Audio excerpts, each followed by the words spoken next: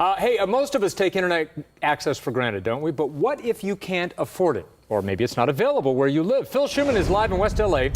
He has details of a new program that's trying to get people more connected. Phil.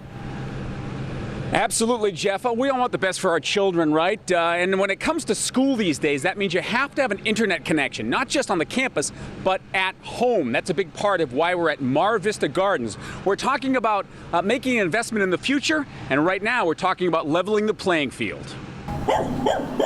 This is not the LA they write songs about.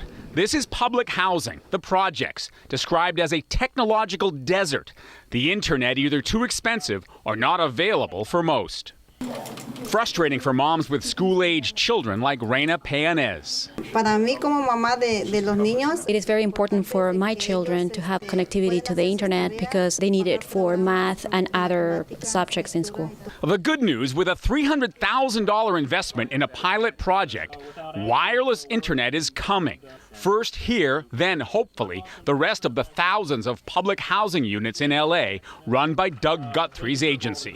Many school districts, including LAUSD, are migrating to iPads in the classroom, and class doesn't end at the end of the day. They need to have access to computers and the internet here once they return to their community. And in poor communities like this, it's expensive and they can't afford it. So what's the big deal?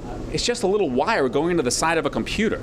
But if you're paying attention, you know it represents so much more than that.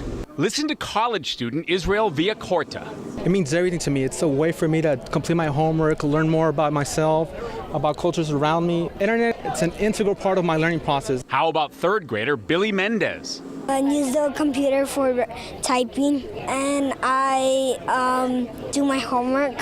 Really important because when I grow, I'm gonna be maybe a police. So here, amidst the 1950s-style concrete bunkers, they're thinking about the future. And well, they should. We, of course, live in a digital world. Sign on or get left behind. It's why women like Sunny McPeak of something called the California Emerging Technology Fund has been working for 5 years to get to this point. 5 years from now? 5 years from now, in my opinion, we better have all 250,000 housing units left in California connected. Because if we don't, we're going to have Californians left farther and farther behind.